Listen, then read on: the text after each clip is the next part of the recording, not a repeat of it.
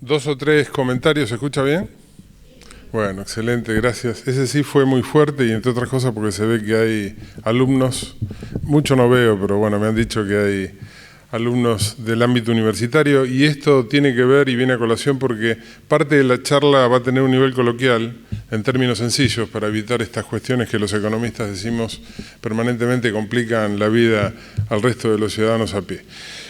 Comentarios. Hablar de términos económicos y cuando me convocaron para que disertara en este sentido, en estas jornadas agropecuarias, me decían que trate de explicitar algunas cuestiones que tengan que ver con el aspecto histórico y llevarlo a la coyuntura. Es decir, pavada de cosa, ¿por qué motivo Argentina tiene estas cuestiones denominadas crisis a lo largo de la historia, su relación con las crisis internacionales y cómo hemos llegado hasta aquí? Todo esto en un ratito.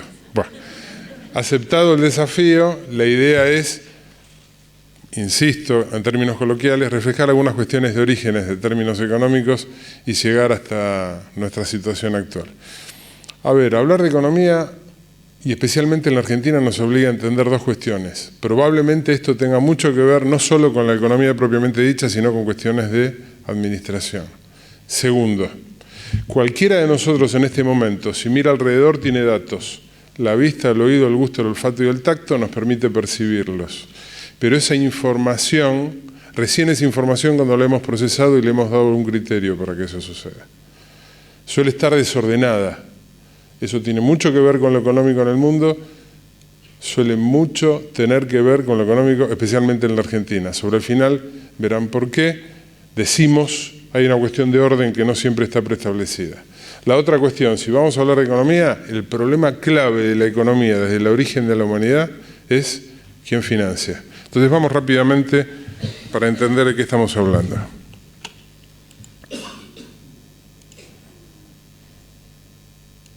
Bueno, algunas imágenes muy sencillas. Antes de la economía, el hombre subsistiendo en tiempos imprecisos. ¿Por qué este comentario?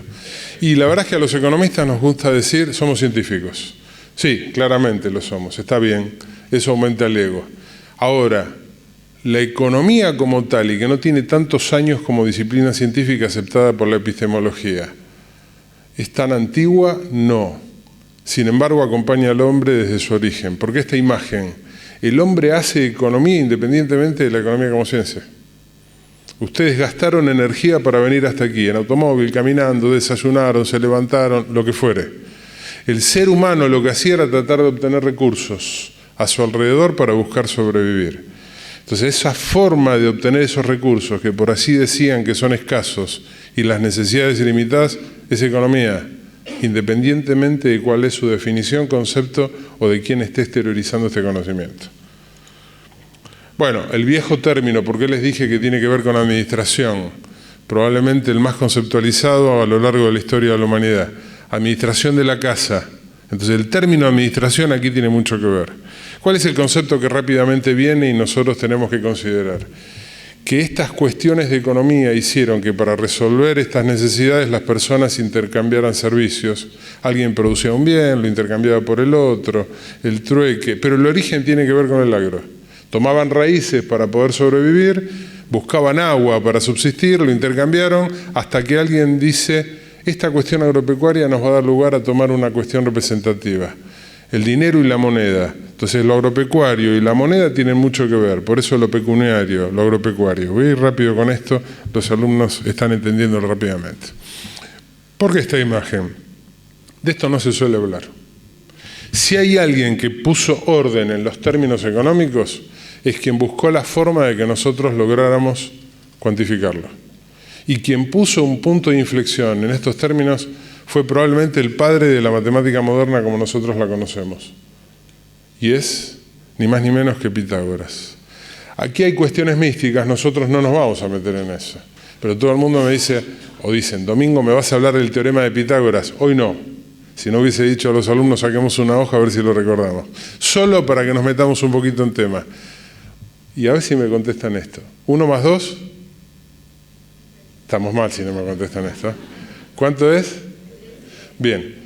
Si siguen con el resto de los números tal cuales los conocemos, esa situación no se repite. 1 más 2, 3.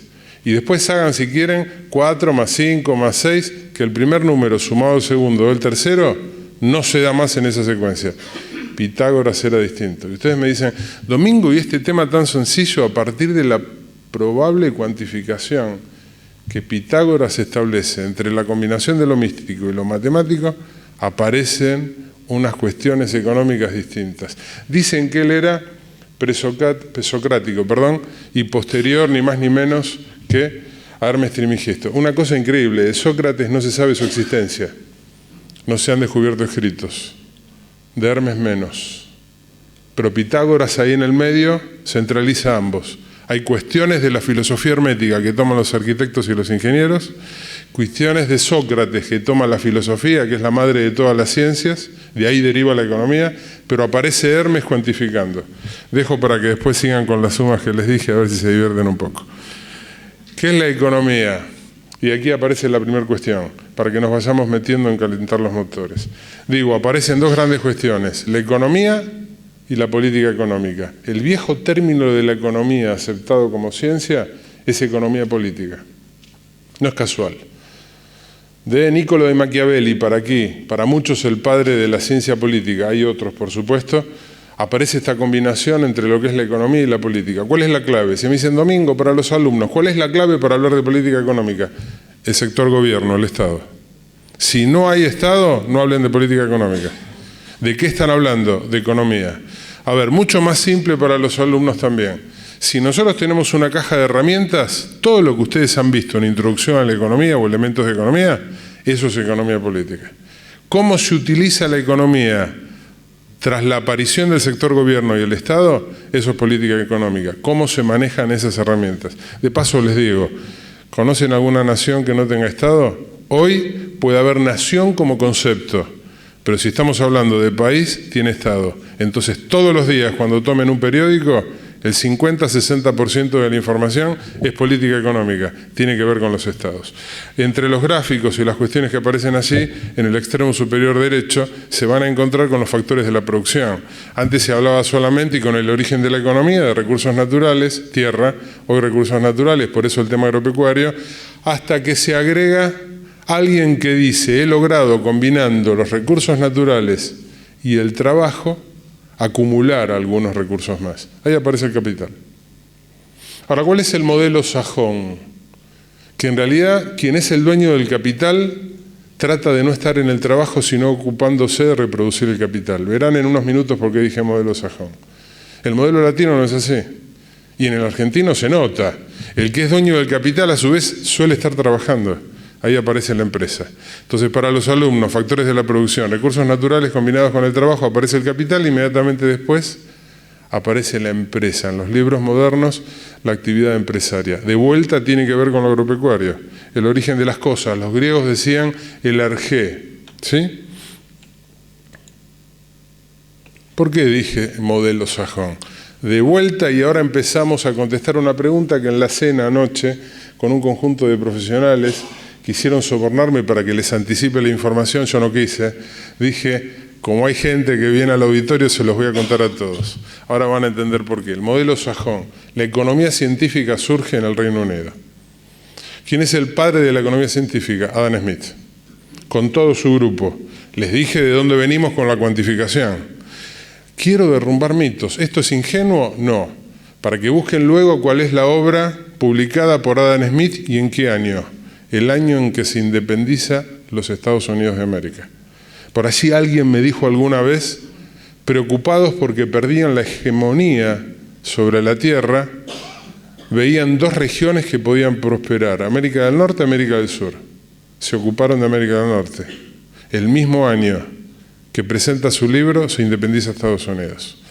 Que es él el que viene a ordenar el conocimiento desde lo epistemológico, el padre de la economía científica. ¿Por qué pongo estos autores? Y contestando lo que anoche surgió en la charla. Milton Friedman, mucho que ver con la teoría monetaria del dinero, hoy superada por supuesto. Adam Smith, el padre de la economía científica. Si hablan de Karl Marx, paradójicamente, todo el mundo habla de socialismo utópico. Lean El Capital. Él es el que más se preocupa de lo que pasa con el capital. Vuelvan a lo que dije hace 3 minutos sobre factores de la producción. Ahora voy aquí a lo que anoche estábamos discutiendo, Keynes. Voy a usar términos sencillos. Cuando ustedes están caminando por Buenos Aires, van a ver murallones. Aquí está todo muy prolijo, se ve menos. ¿Qué dicen? Arriba Keynes, abajo los del fondo. Keynes era del Reino Unido. Primero, no podía ser enemigo de Adam Smith. ¿Por qué? Porque respondían a épocas distintas. Pero el trabajo que empieza Adam Smith lo sigue Keynes. Si quieren, voy a desmitificar un poquito más. No puede ser Keynes arriba y bajo los del fondo, porque el ideólogo del Fondo Monetario Internacional fue Keynes. Entonces, él busca un mecanismo para restablecer la distorsión de precios relativos en momentos en los cuales hombres jóvenes sanos en edad de reproducción caían en pie de guerra, para que los vencedores de la guerra pudieran cobrarle a los perdedores de la guerra. Y él idea el Fondo Monetario Internacional. Y ahora contestando lo de anoche, cuando él ve que hay crisis en los Estados Unidos, busquen el crack financiero del siglo XX en los Estados Unidos, él desde el Reino Unido, hijo de mamá y papá economistas clásicos, va a los Estados Unidos y dice, ¿cómo hago para resolver el tema de la crisis? Un hombre clásico en el pensamiento económico como Adam Smith. Y él observa lo que acabo de decir en el inicio sobre política económica, la participación del Estado. Y entonces, ¿qué podía pasar? Miren hoy, el Papa es argentino, Maradona es argentino, Messi es argentino, las avenidas, todo lo que conoce, dulce de leche colectivo. Y alguien le sopla al oído y le dice, ¿por qué no ves lo que pasa en esa región de el Suramérica, como había dicho Adam Smith? Y entonces, no podía mandar un WhatsApp, no podía mandar un mail, le manda la carta a un europeo que vivía en la Argentina, a Silvio Gesell. Y entonces, ¿qué le dice a Silvio Gesell? Estoy simulando un diálogo. ¿Me podés decir cómo sale Argentina de las crisis? Y aquí un comentario que sobre el final voy a repetir. Una de las conclusiones, es la única conclusión que voy a anticipar. ¿Argentina está en crisis o Argentina es así? Vuelvo. Entonces Keynes, cuando intercambia información con Silvio Gesell, por algunas caras de dudas que desde aquí no veo, digo, los originales de las cartas las tiene Carlos Lusch, un abogado y economista de nuestro equipo. Yo tuve la suerte de corregir su libro que se publicó en Alemania y además lo publicó una editorial que vi que está acá afuera también promocionando esta actividad en la Argentina. Esos originales los tiene él, que van a ser donados seguramente al Banco Central. Silvio Gesell le dice que observe lo que pasó con el gobierno de Roca en la Argentina y que lea sobre el siglo XIX. Keynes observa que Argentina es el primer país del mundo en entrar y salir del patrón oro.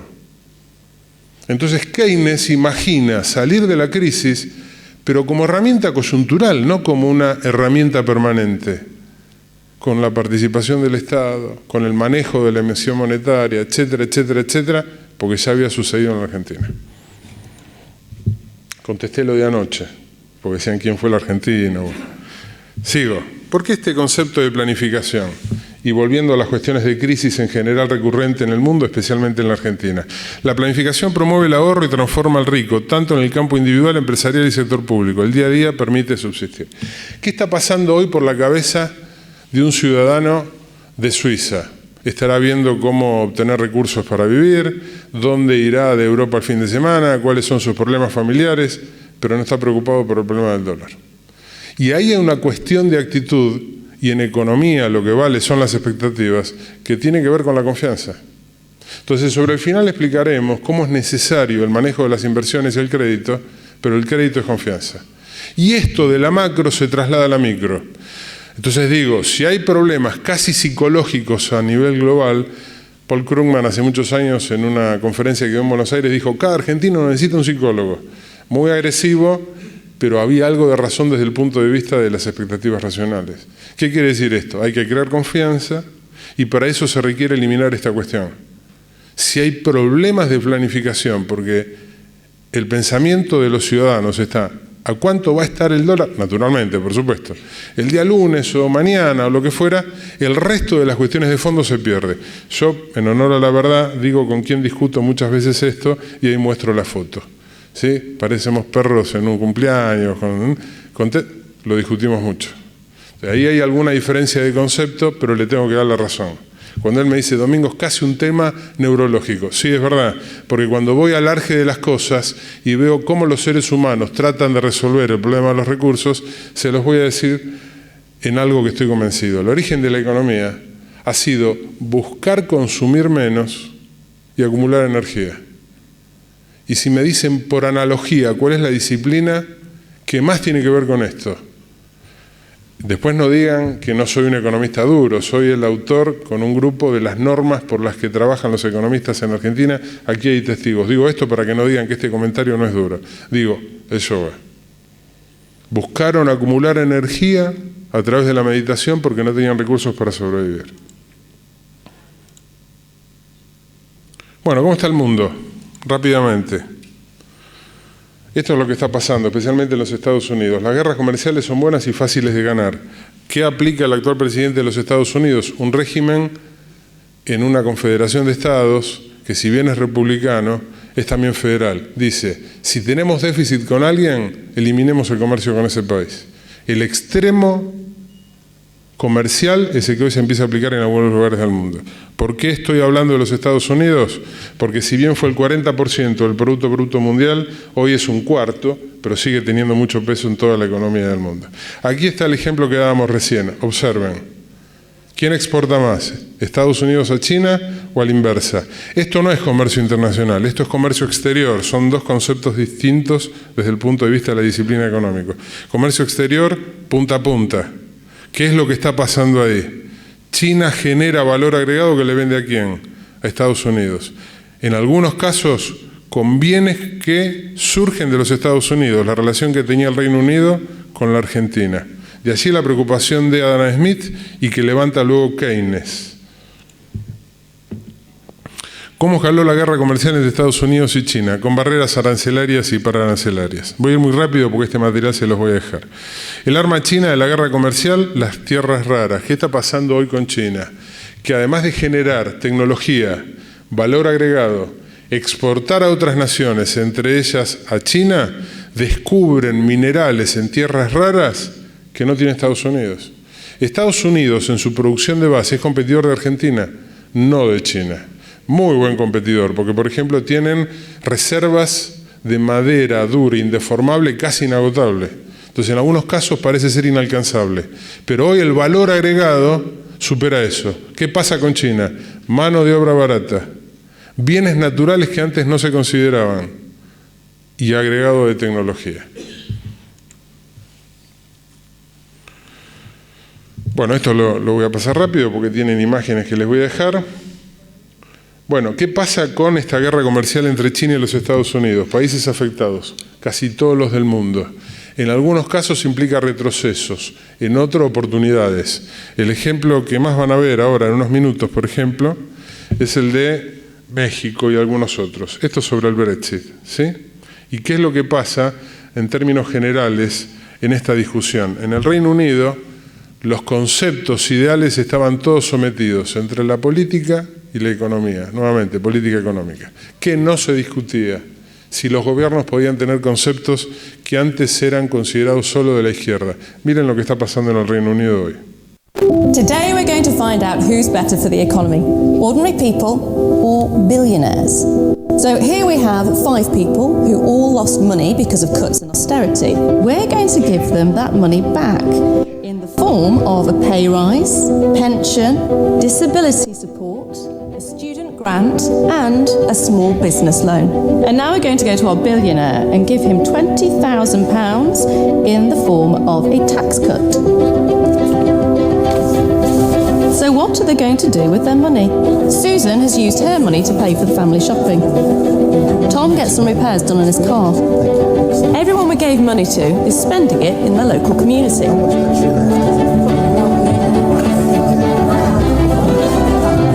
And the people who get that money go on to spend it too.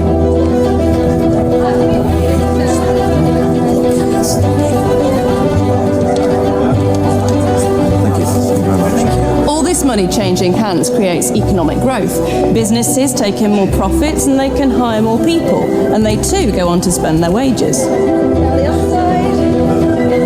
With every transaction, the government takes in more revenue, and they can use this to build new roads, hospitals and schools, and they can also hire more teachers, firefighters and police officers.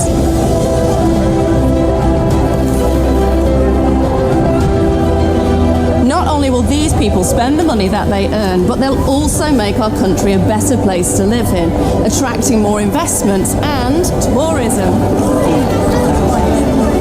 Now let's see what the billionaire has done with his money. Hi. So, how have you used the extra cash to stimulate the economy? Pardon? You know, the £20,000 tax cut we gave you. Have you hired any new staff or invested in local business? Oh, that money. I completely forgot about it. In fact, I might still have it. So, what are you going to do with it? Send it to the Cayman Islands with the rest, I guess. So you won't mind if we take that back then?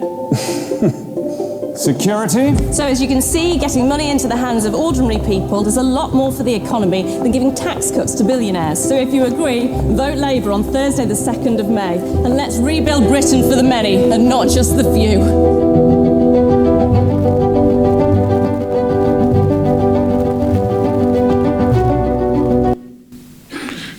Esto no fue hecho en La Habana, desde Londres. Pensado hace 20 años, la dinámica de la política económica del mundo está cambiando mucho. Por eso recién preguntaban en un reportaje si el contexto internacional afecta a la Argentina, tanto o más de lo que sucede el domingo. Digo, para no desviar también lo que está pasando, ¿no? Bueno, esto lo vamos a resumir con lo que acabo de decir. El Reino Unido se hace cargo de 50.000 millones de contribuciones a personal de acuerdo a cooperación terminados. Estas cosas que aquí aparecen eran impensadas. Leer a Dan Smith, Reino Unido, imposible. Esto es Keynes.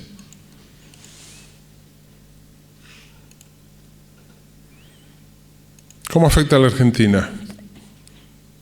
3.400 habitantes que al no ser parte del Reino Unido no pudieron votar en el referéndum del Brexit. 43% del Producto Bruto Interno proviene de exportaciones de pescado, de las cuales el casi 90% se envían a la Unión Europea sin aranceles. Todos los medicamentos son importados de la Unión Europea. Todas las transferencias de fondos de la Unión Europea pasan al cuidado de la diversidad. Y sigo. ¿Qué quiere decir esto? Malvinas es prácticamente el estándar económico más alto de América. Hoy en riesgo. Latinoamérica, Brasil. Ahí tienen algunas cuestiones que se están dando en la actualidad. ¿Qué es Brasil para la Argentina? Un socio estratégico, el mayor comprador de productos argentinos y que hace 70 años era impensado imaginar que podía ser competencia de Argentina en ningún sentido.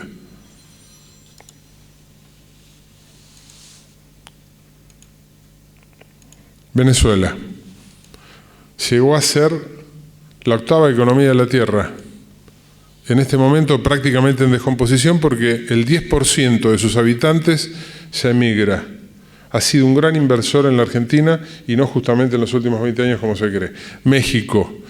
¿Qué pasa con México? Es beneficiado sin lugar a duda ante la guerra que se está dando entre los Estados Unidos y China.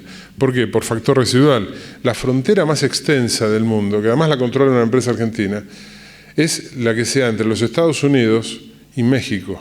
¿Qué pasa con el gobierno americano? Compra nacional. Prácticamente ha cerrado gran parte de la frontera que tenía con México. ¿Qué pasa en la ciudad de mayor producción de automóviles de los Estados Unidos? Es casi hoy una ciudad fantasma. ¿Producto de qué?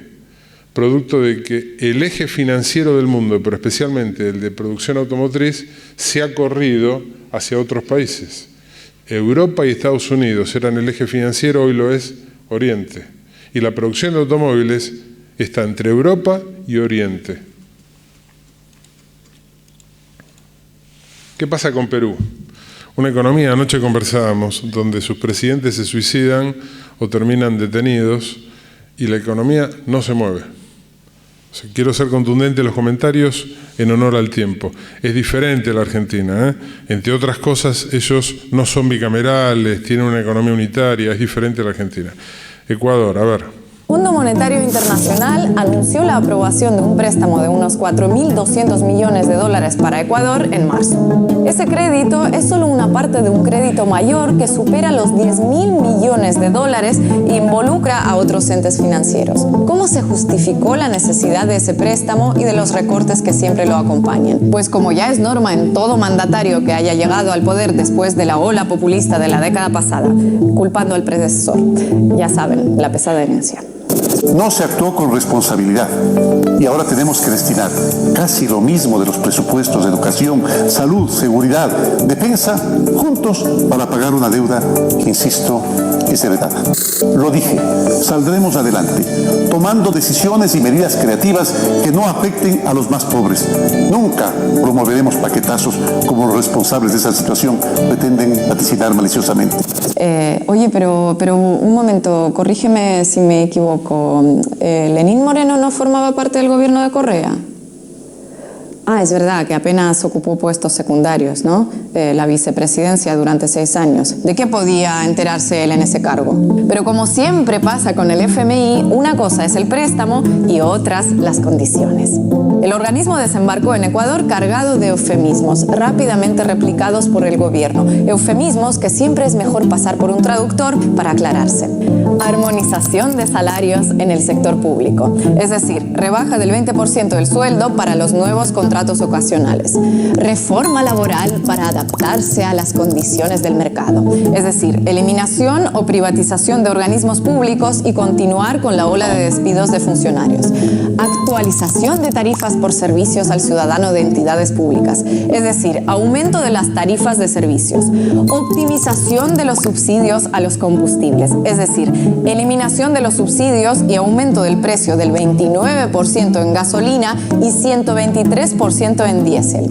Todo, claro está, para que los ciudadanos tengan más trabajos, más emprendimientos y mejores oportunidades.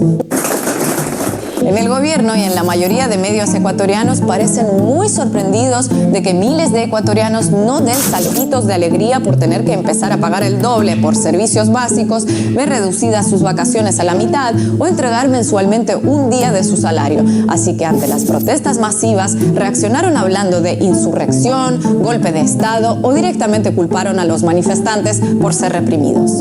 De esta manera irresponsable, los manifestantes desafiaban a los elementos de la Unidad Antimotines de la Policía Nacional. No faltaron ni siquiera algunos que aprovecharon el momento para sacar a relucir su xenofobia, acusando a los migrantes venezolanos de estar detrás de los saqueos. Del anuncio de la ministra de Interior de que todo estaba en calma en el país, se pasó a la suspensión de clases y decreto de estado de excepción en un abrir y cerrar de ojos. Durante 60 días, el presidente podrá desviar fondos públicos, cerrar aeropuertos y fronteras e imponer censura previa a la información presentada en los medios. Aunque visto lo visto, no creo que vaya a tener que aplicar mucho esta última medida, la verdad. Y detrás de los transportistas que han plegado a la paralización de actividades en todo el país está una dirigencia que en algunos casos permanece desde hace décadas encabezando las acciones de protesta. Dirigentes que se han rozado con la política y han hecho de las protestas. ¿Por qué el caso de Ecuador lo tomamos como emblemático? De vuelta para los alumnos. Por si deben leer y deben recordar esto. ¿El Fondo Monetario Internacional es un banco? No. Es un organismo multilateral de crédito. ¿Para qué fue creado? Para eliminar déficits crónicos de balance de pagos. Recuerden, cuando lo idea Keynes, ¿qué dice? Hay deudores que tienen que pagar para recomponer la distorsión de precios relativos del mundo. Balance de pagos, tienen uno de sus saldos, la balanza comercial. Nadie le pagaba a nadie. Entonces, ¿qué quiere decir? Que el Fondo Monetario debe estar constituido por países miembros y esos miembros pueden recibir asistencia de dos tipos que tras la ironía de la periodista surgen: técnica y financiera. Si es la técnica puede venir sola porque son sugerencias. Es un país miembro, lo solicita, se terminó. ¿Qué pasa si es financiera? Bien asociada a la técnica. ¿Qué dice la técnica? Usted pide un crédito, recuerde que es para eliminar déficit crónico de balance de pagos. ¿Qué hay que decir eso? Es para ajustar. Entonces el país se compromete y dice, me da dinero que quiero ajustar para recomponer mi balance de pagos y después lo devuelvo tras el ajuste. Entonces, lo más fácil es decir, la culpa es del fondo. No, tiene recetas que no han dado resultado, pero el origen fue otro. Hay dos modelos técnicos, si aquí hubiese alumnos de economía lo entenderían en econometría, los POLAC y los WHD. Los POLAC para países en vías de desarrollo. Es esto, no es otra cosa. Entonces esto se reitera en el mundo siempre porque es el origen de este tipo de créditos.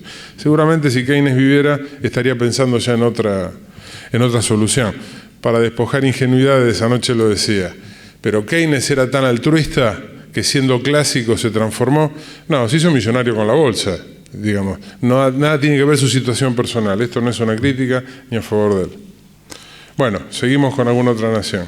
Las masivas protestas que se registran en la capital, se está produciendo incendios de vehículos, de estaciones de metro e incluso de varios edificios. Uno de ellos, la sede de la Empresa Nacional de Electricidad, que está ardiendo en este momento. En el centro de la ciudad se registró al menos el saqueo de un supermercado. La indignación es consecuencia del alza de las tarifas del transporte público. Chile. Contexto macro. ¿Qué ha sido Chile? Un país beneficiado hace 30 años aproximadamente por algunos créditos recibidos del Reino Unido.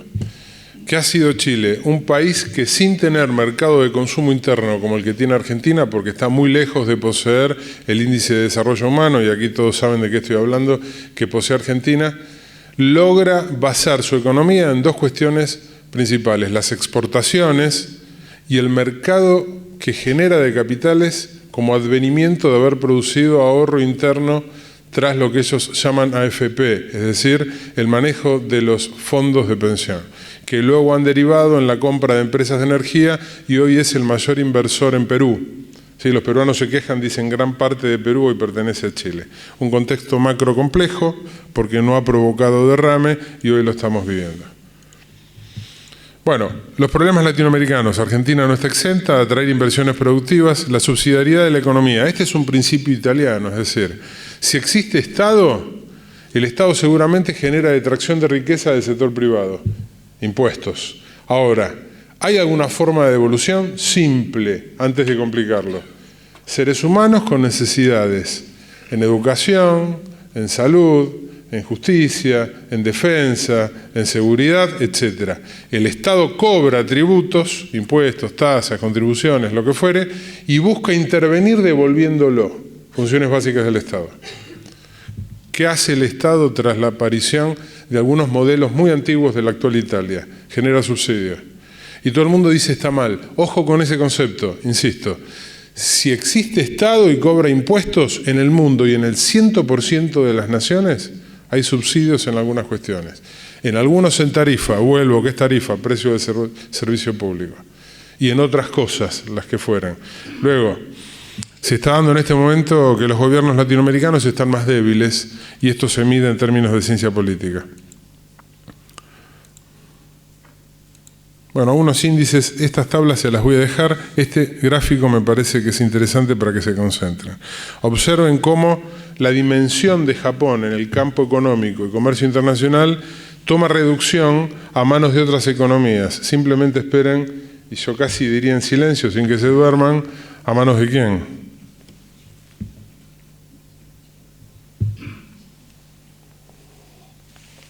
Crean que Japón hoy, en los indicadores económicos de la Tierra, ha perdido sensiblemente el 80% de los puestos que poseía. Bueno, inversión extranjera directa, miles de millones. ¿Por qué es interesante esto de inversiones extranjeras directas? Son las que promueven el capital. Vuelvo para los alumnos. Cuando hablamos de capital, hablamos principalmente de bienes de capital. Si aquí hubiese un pizarrón, se hubiese hecho el dibujo del símbolo del ahorro para los economistas profesionales, una S muy grande, 3 flechitas. La de arriba, usemos la imaginación que no viene mal. Inversiones. ¿Qué es esto de inversiones? Las que tienen que ver especialmente con bienes de capital. ¿Qué es bienes de capital? La que sirven para producir otros bienes. 2 flechitas. Más bienes de capital o otros bienes para consumo. Además, en la primera flechita, con el ahorro, ¿solamente inversiones? No, puede haber consumo. Se extingue en sí mismo, mueve la economía. Y la tercera, más ahorro. Se vuelve a abrir en las 3 flechitas.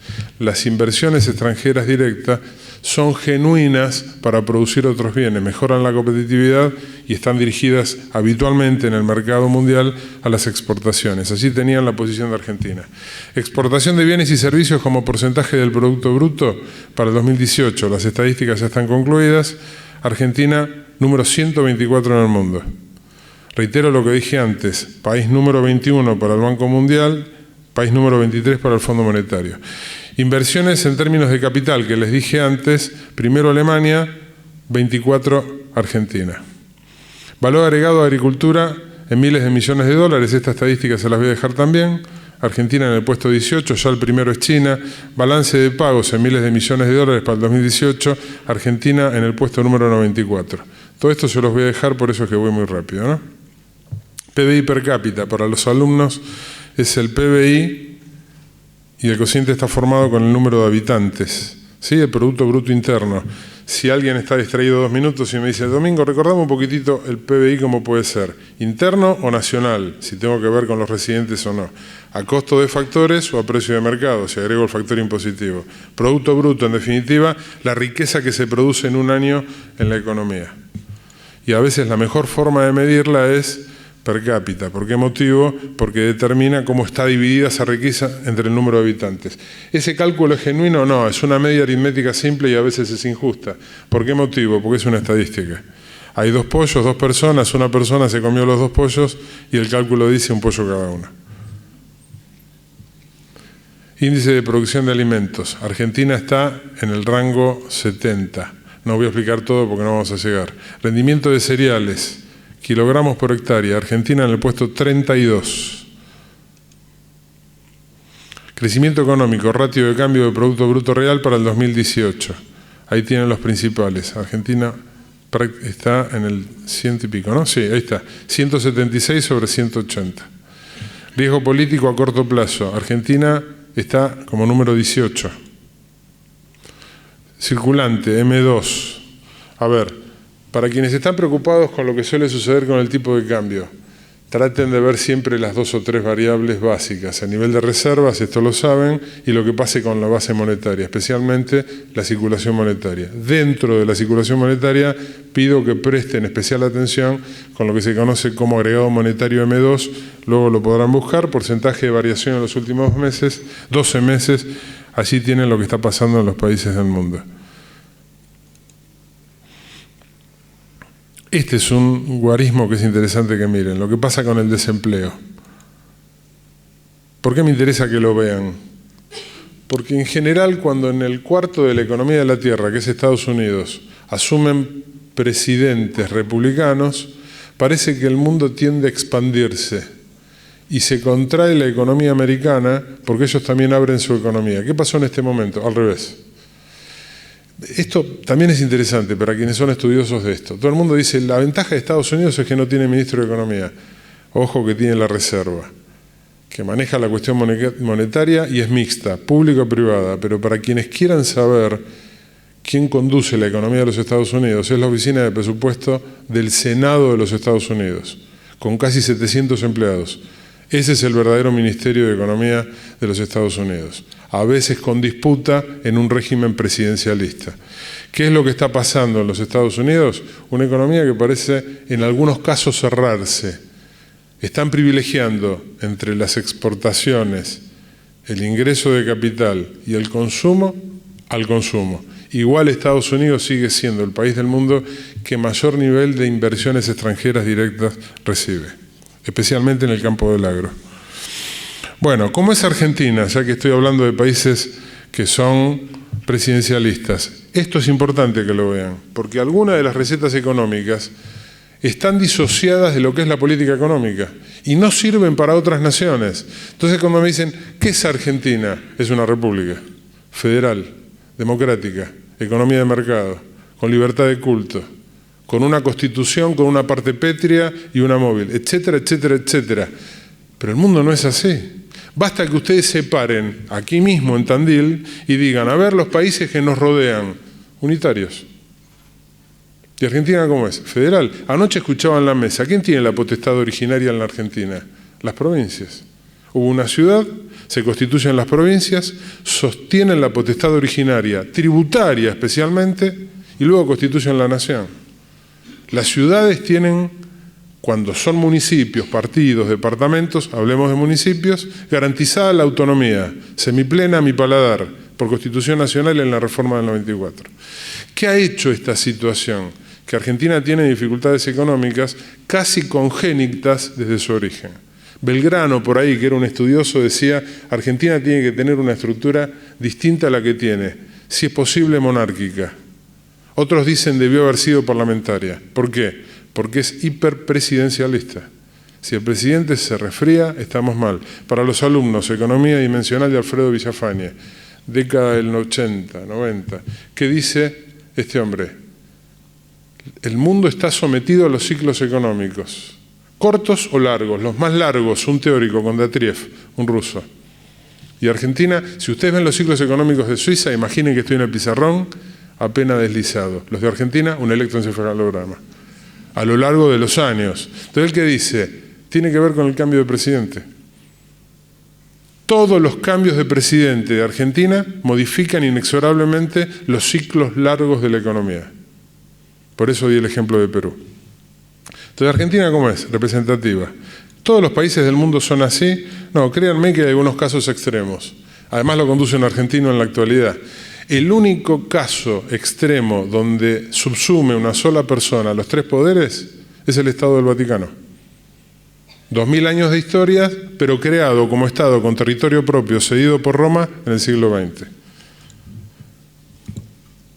Vietnam es un caso extremo de populismo que conduce casi como si fuera el Vaticano. Es una república, a diferencia de España, que es ¿qué? Una monarquía. ¿De qué carácter? Parlamentario. Cuando doy estos ejemplos, digo, ¿cómo incide en la economía? Brutalmente. Todas las mañanas, quien se encuentra a cargo como primer ministro, como presidente, si la figura lo permite, como jefe de gobierno, España, Francia, Italia, Reino Unido, se tiene que levantar para seducir al Parlamento para que no lo saquen. O el caso de Perú, que puede disolver al Parlamento, o el Parlamento destituirlo. En Argentina eso no sucede. Federal, les decía, miren alrededor y van a ver casos que son unitarios. A ver, alejémonos de la región, un país unitario. Alguien que supuestamente tuvo éxito tras una política del Fondo Monetario. Portugal. Desde una ciudad, Chile si quieren, pero me vuelvo a alejar. Desde una ciudad controlan la cuestión económica de toda la nación. No es mejor ni peor, es diferente. Aquí trató de atenuarse esa situación del manejo del presidencialismo en la reforma del 94 de la Constitución Nacional a partir del artículo 100, etcétera, donde el jefe de gabinete era una especie de filtro.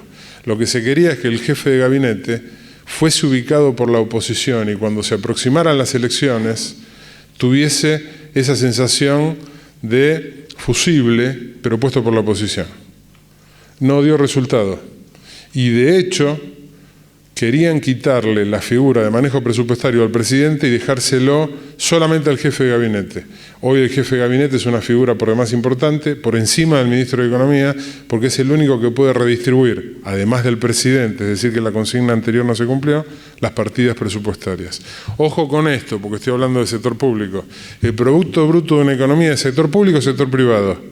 Por momentos es mayor el sector público, por momentos el sector privado. Pero no duden que lo que pase con el presupuesto impacta en toda la macro. Cuando dicen, ¿qué momento es importante en el Congreso en la Argentina? Cuando se vota el presupuesto. Alguien dirá, no tiene ningún sentido, porque si hay inflación o hiperinflación, eso nominalmente no sirve de nada. No se confundan, porque ahí no me dice solamente el cuánto. Me dicen qué. Vuelvan al primer minuto cuando explicamos qué es la economía. Vuelvo. Si acabo de decir que la política económica tiene que ver con el contexto macro, una mala predisposición presupuestaria, si el término lo permite, incide en toda la economía, especialmente en la del otro año. Argentina logra, después de muchos años, un esquema que no se daba, alinear la memoria del Estado, que la lanzan el 1 de marzo, el balance fiscal, que es la cuenta ahorro-inversión, esto para que luego lo verifiquen, y el presupuesto público. Eso nunca se daba en la Argentina. Ahora, Argentina tiene una historia de déficit fiscal muy antigua. Voy a dar el ejemplo de Ecuador. Dicen, argentinos indisciplinados fiscalmente. Sí, pero también lo es Estados Unidos. Un país crónico con déficit fiscal. La respuesta de todo el mundo, ellos tienen dólares, tienen libre disponibilidad para emitirlos. Es verdad. Cuando el expresidente de Ecuador consulta a un grupo de economistas del mundo, estaba en ese equipo, dice, ¿cómo hago para desdolarizar? Él era economista, Correa. Le hicimos un esquema que él lo conocía. Y les voy a decir algo para quienes preguntan cuál es la herramienta más poderosa cuando hay inflación en el mundo. Hay dos respuestas. Primero, la inflación no es solo un fenómeno monetario, sino que Keynes se equivocó en todo. Y aquí pasó muchos meses sin emisión monetaria y la inflación creció igual. Vuelvo, ¿es uno de los factores? Sí. La moneda, ¿qué está sucediendo en el mundo? Tiende a desaparecer, lo van a ver en unos minutos. El otro factor, claramente cuando hay hiperinflación, la única herramienta que todos los libros de economía profesional dicen que lo resuelve es el tipo de cambio fijo. Llámenlo como convertibilidad o como quieran, tipo de cambio fijo. ¿Qué pasa en los países que son extremadamente indisciplinados fiscalmente? Tienen dolarización, no tienen bimonetización, dolarizados y nada más. La respuesta que le dimos a Correa, si desdolarizan, ¿quién paga la fiesta? Bueno, todas estas pantallas se las vamos a dejar, ¿sí? Son del ámbito agropecuario, comparan Brasil, Argentina, Estados Unidos, China. ¿Y cuáles son los principales productos que juegan en cada caso? Argentina sigue siendo el primer exportador de torta de soja y residuos. Segundo, Brasil. Tercero, Estados Unidos. Primer exportador de aceite de soja. Primer exportador de aceite de limón. Exportador de aceite de maní, número 1. Exportador de maíz. Tercer exportador de porotos de soja, etcétera, etcétera. Es decir, Argentina tiene un peso relevante en el mundo agropecuario, salvo en un detalle, bajo valor agregado. Dos artículos que publicamos, uno el año pasado y uno este año, en Clarín, cuando hicimos un estudio de mercado, nos decían dónde está sobresaliendo alguna cuestión en la Argentina. Y creo que las crisis recurrentes tienen esta cuestión. Se cuadruplicó la cantidad de turistas en estancias y alojamientos rurales. Se están buscando algunos atajos, entre ellos este. El otro, hay dos fenómenos que empiezan a trabajar fuertemente en las ciencias económicas. Pero uno de ellos, ¿cuál es? El compliance. Es decir, lo que tiene que ver con la transparencia. Recuerden, recursos naturales, trabajo, aparece el capital y los empresarios. ¿Qué dicen los empresarios? Lo mismo de las inversiones, la confianza. Voy a poner dinero, ¿en qué? No solo por el recupero.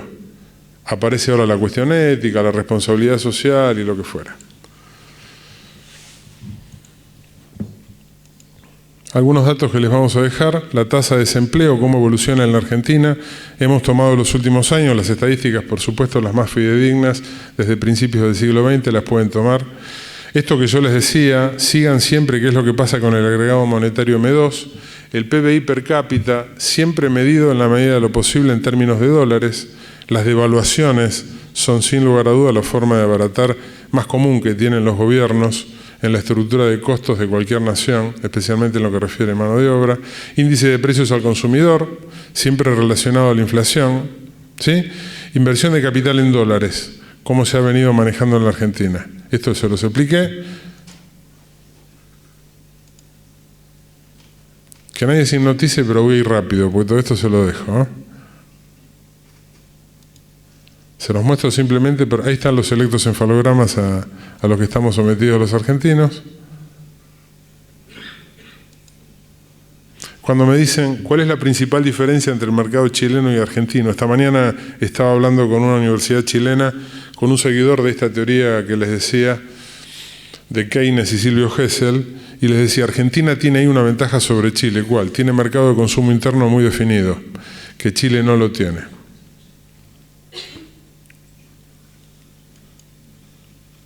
Vamos a dejarles todo esto, estoy avanzando hasta llegar a alguna pantalla más. Bueno, esta es una de las conclusiones más fuertes a las que quiero llegar.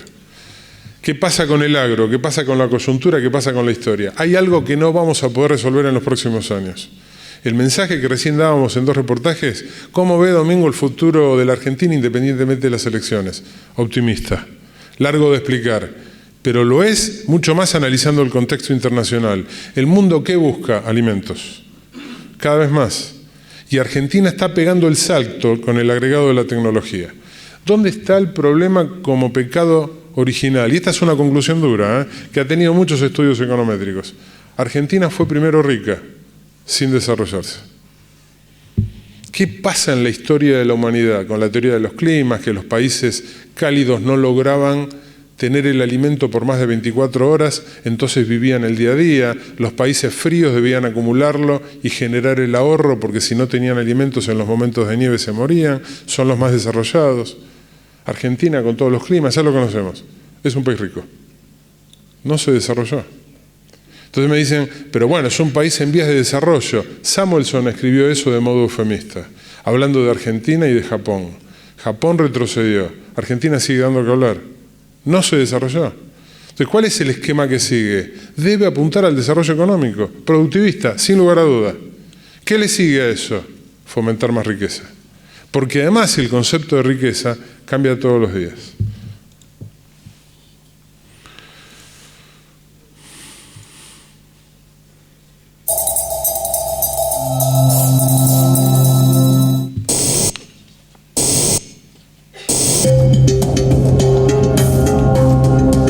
Les voy a pedir que miren este gráfico y van a ver lo que ha pasado en las crisis mundiales a lo largo de la historia. Van a ver lo siguiente. En el extremo superior derecho, la ubicación. En el extremo izquierdo, el origen y el porqué. Debajo, el periodo y cuánto tiempo duró. Concéntrense solo 2 minutos, es un poquito largo, pero vale la pena.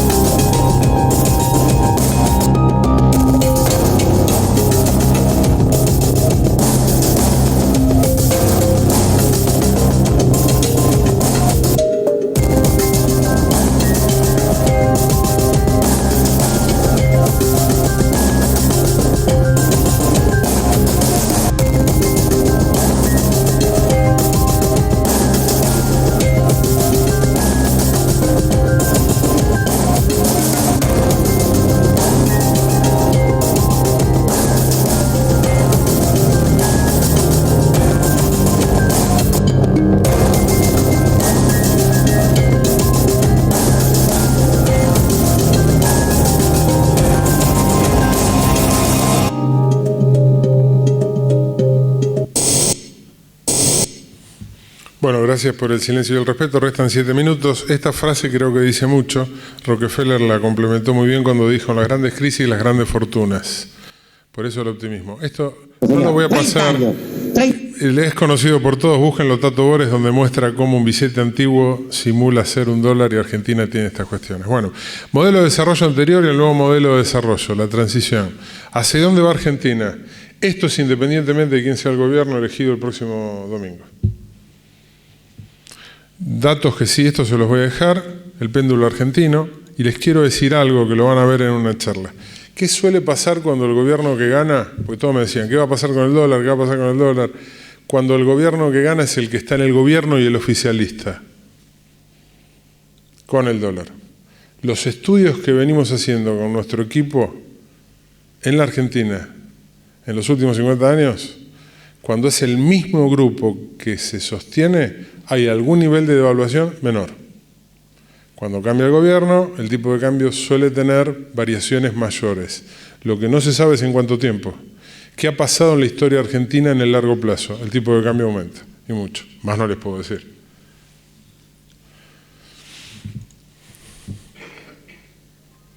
Ahí está la pantalla que les decía. Ahí tienen el gráfico y la evolución. La saco rápido para que no me acusen de nada.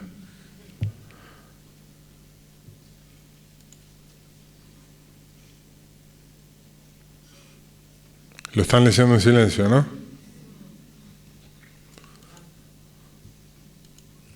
Soluciones.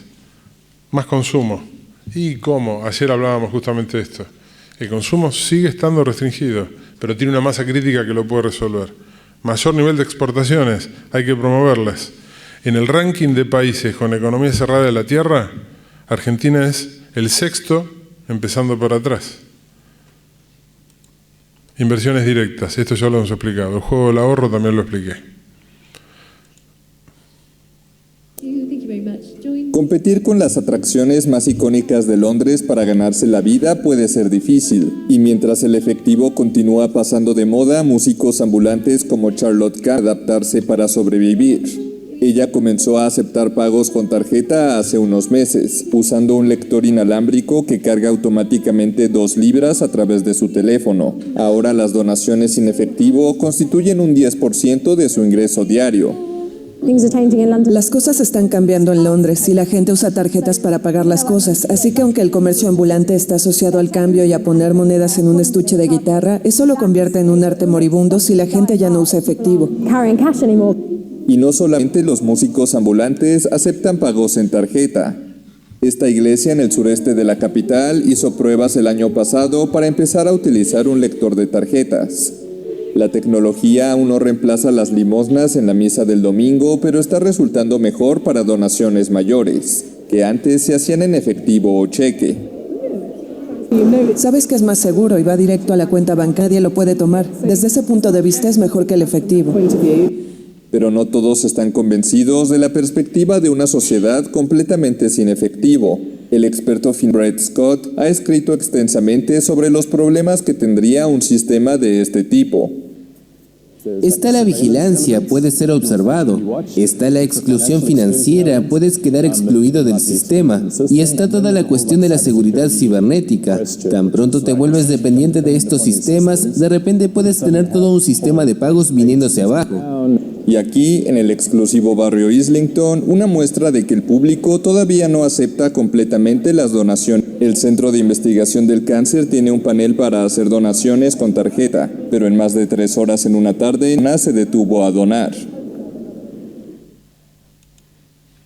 Comentarios al respecto, porque ayer escuchaba la preocupación que hay en la Argentina sobre el ajuste por inflación tiende a desaparecer en el mediano plazo.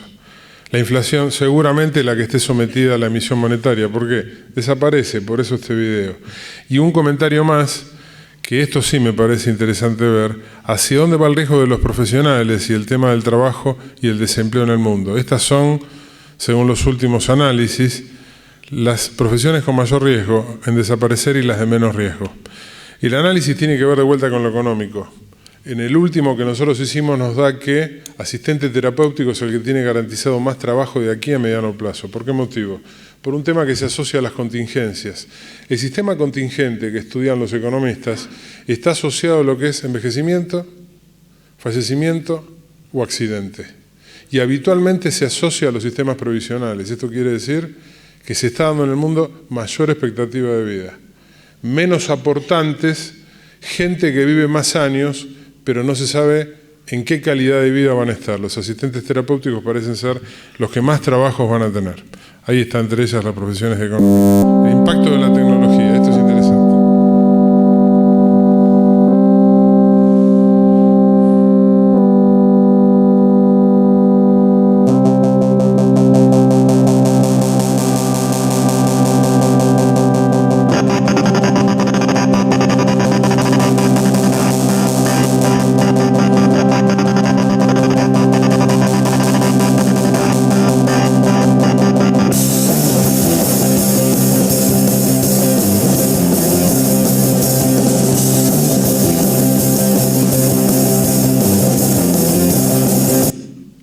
¿Por qué esto?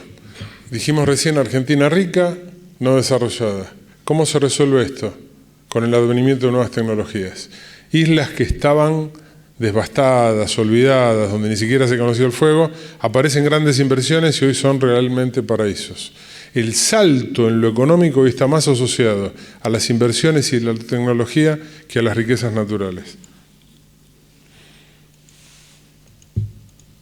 Bueno, esto lo vamos a dejar de lado. Para ir terminando.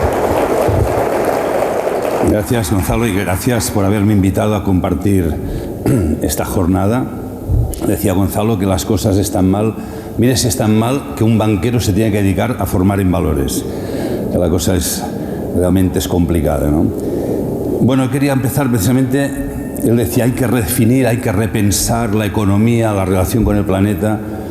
Yo diría, hay que repensar qué es el ser humano. ¿Por qué nos pasa todo lo que estaba diciendo él?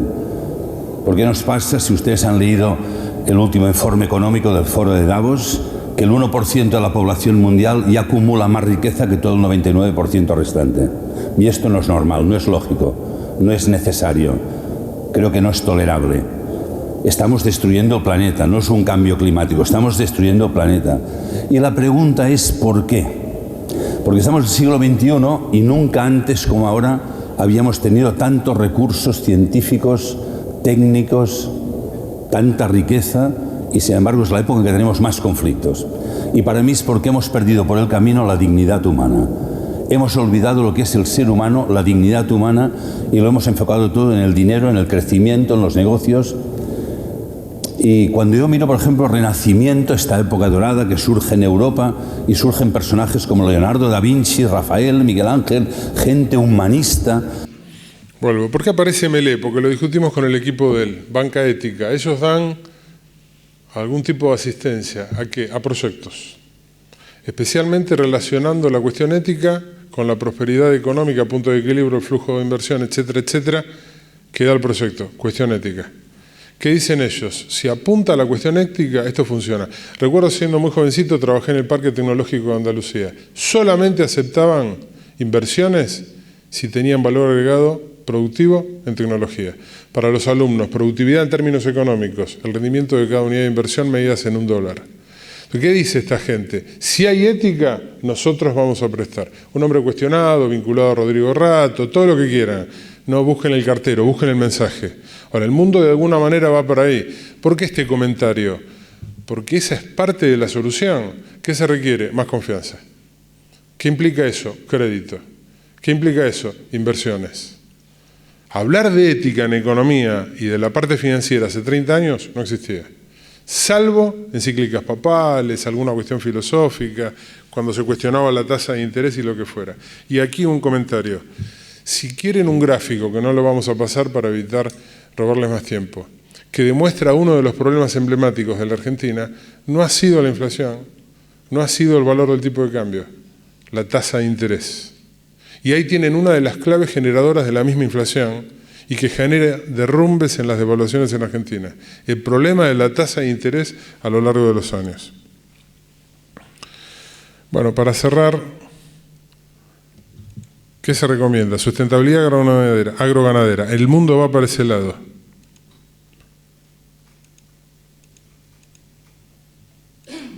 Esto lo vamos a dejar.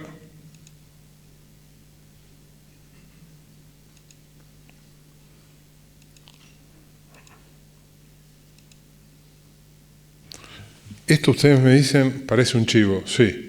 ¿Por qué? Porque es un libro que hemos publicado hace unos días con un sacerdote. Por eso le mostré cómo desaparece el dinero y hasta las limosnas en algunos lugares del mundo se hacen a través de dinero electrónico. Cuando publicamos este libro, lo primero que yo les decía es que el sabor a la economía tiene que ver con esta cuestión, es decir, el dinero tiende a desaparecer. ¿Qué es lo que no va a desaparecer? El problema económico fundamental. ¿Qué es lo que no va a desaparecer? La necesidad de producir alimentos basados en el agro, con hidroponía, sin fertilizantes, con economía sustentable, con desarrollo económico, etcétera, etcétera, para alimentar al mundo. Para cerrar esto, y no sé si quieren lugar a preguntas, y si no voy a dejarlo así, les dije en el origen de la charla, pasó muy rápido, porque prácticamente 1 hora y cuarto, digo, el problema de lo económico, y mucho más en la Argentina, tiene que ver con quién financia y tiene que ver con la cuestión de ordenar las variables. Estaba parado frente a uno de los murallones de la Universidad de Salamanca, entrando con un profesor de política económica, y me dice, Domingo, vamos a comer algo. Ese hombre que está ahí estaba calentando castañas. Las castañas, cuando se calientan, endulzan y son muy ricas. En vez de comer un choripá, hay castañas, en la puerta de la universidad. La reja de al lado es de un banco. Entonces este hombre le quiso hacer una broma porque lo conoce y le dice, estoy con mi amigo, mira qué grandote, dame castañas. Y él le dice, no tengo muchas, ¿cuántas quieres? Pero mira el tamaño que tiene, por mí, 2 kilos. Y este hombre le dice, es mucho, no sé si me lo podrás pagar. No importa, te lo pago mañana. Me hizo acordar a la economía argentina cuando este hombre le dijo algo, el tema del orden y la financiación. Le dijo, mira, ¿ves esa entidad que está ahí? Sí, tenemos un acuerdo. ¿Cuál? Ellos no venden castañas y yo no financio. Buenos días, muchas gracias por la atención que han prestado. Muy amable.